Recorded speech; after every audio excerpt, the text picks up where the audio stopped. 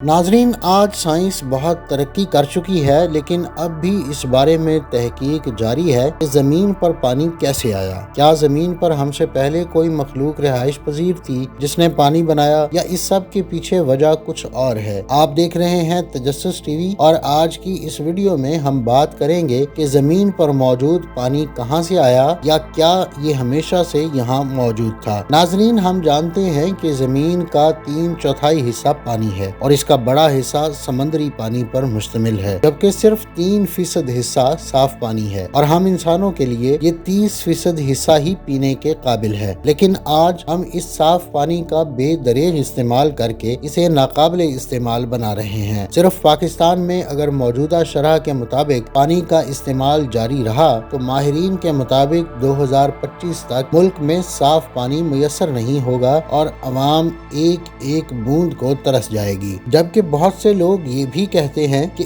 एक तरफ साइंसदान बताते हैं कि दुनिया में बहुत पानी है, जबकि वहीं इस बात से भी डराते हैं कि पानी खत्म हो रहा है। तो सच क्या है? इस सवाल का आसान जवाब ये है कि दुनिया में पानी हमेशा से मौजूद रहा है, मगर आज मौजूद साफ पानी माजी के मुकाबले में मौजूद साफ पानी की निस्बत तेजी से कम हो रहा है। हम सब पानी का इस्तेमाल तो कर रहे हैं, लेकिन बहुत कम लोग ऐसे हैं जो साफ पानी बनाने के बारे में सोच रहे हों। मगर क्या आज भी हम उस तरह पानी बना सकते हैं जिस तरह तकरीबन 3 अरब साल पहले जमीन पर वजूद में आया था? इस बात का जवाब 100% यकीन के साथ तो नहीं दिया जा सकता, लेकिन हाँ, इस बात में कोई शक नहीं कि पानी के वजूद के बारे में साइंसदानों ने जो 2 नजरियात पेश किए हैं वो दोनों ही दुरुस्त लगते हैं। इनमें से पहले नजरिए के मुताबिक 3 अरब साल पहले जब जमीन को वजूद में आए हुए तकरीबन 1 अरब साल बीत चुका था और जमीन आहिस्ता आहिस्ता ठंडी हो रही थी, तो इस पर कीमियाई अमल के नतीजे में पानी वजूद में आया।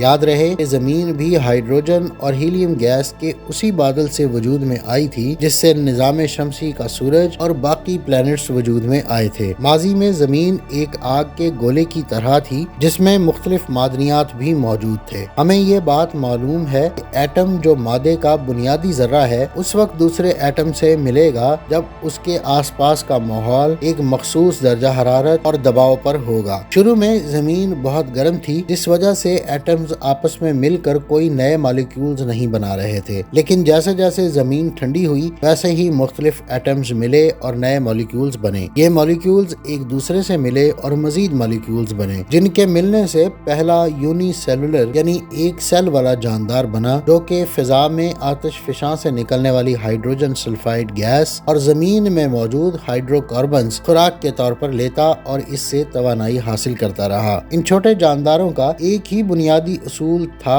और है कि हर 20 मिनट बाद 1 से 2 हो जाना। इस तरह इनकी आबादी में तेजी से इजाफा होता गया और फिर इन्हीं से आगे मल्टी सेलुलर जानदार बने, यानी तमाम दरख्त और हैवानात वगैरह, और उनकी आबादी बढ़ने के साथ साथ जो ऑक्सीजन गैस में इजाफा हुआ और वो जानदार जिनकी खुराक ऑक्सीजन नहीं थी बल्कि हाइड्रोजन सल्फाइड थी, उनकी आबादी मरने लगी और खत्म हो गई। आहिस्ता आहिस्ता ऑक्सीजन गैस की वजह से कुर्रा अर्ज के गिर्द ओजोन की लेयर बनने लगी। इसके साथ ही ऑक्सीजन मिट्टी में मौजूद दूसरी मादनियात से मिली और इस कीमियाई अमल के नतीजे में पानी का मॉलिक्यूल, जिसमें 2 एटम हाइड्रोजन और 1 एटम ऑक्सीजन का होता है, वजूद में आया। इस अमल को कीमियाई रिडक्शन कहते हैं। क्योंकि हाइड्रोजन और ऑक्सीजन दोनों की वाफिर मिकदार फिजा में मौजूद थी, लिहाजा पानी भी तेजी से बनने लगा और जमीन पर मौजूद तमाम गड्ढे पानी से भर गए। सूरज की रोशनी तो पहले से मौजूद थी, इसलिए बादल बनने का अमल और बारिशों का सिलसिला भी शुरू हो गया, जिससे जमीन और ठंडी होती चली गई और मुख्तलिफ अकसाम के जानदारों को फलने फूलने का मौका मिला। जबकि माहिरीन की दूसरी थ्योरी इससे मुख्तलिफ है। दरअसल 20वीं सदी में साइंसदानों को मेट्राइड्स और एस्ट्रॉइड्स के बारे में बहुत कुछ नया पता चला। हम जानते हैं कि एस्ट्रॉइड्स वो पथरीले मादे हैं जो सोलर सिस्टम बनने के साथ वजूद में आए, और अगर हम इन्हें सैयारों और सूरज के बनने में बाकी रह जाने वाला कचरा कहें तो ये गलत नहीं होगा। साइंसदानों ने जमीन पर गिरने वाले इन पत्थरों का मुशाहिदा किया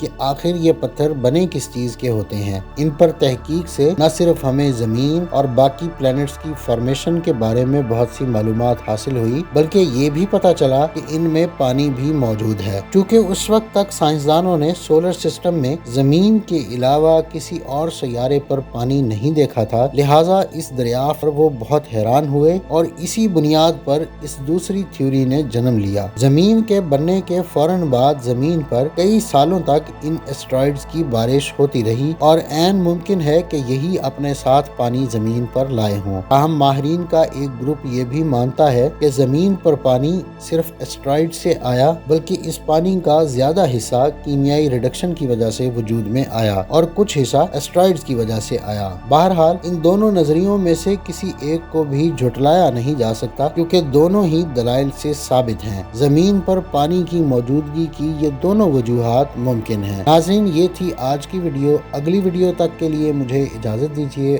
اللہ حافظ۔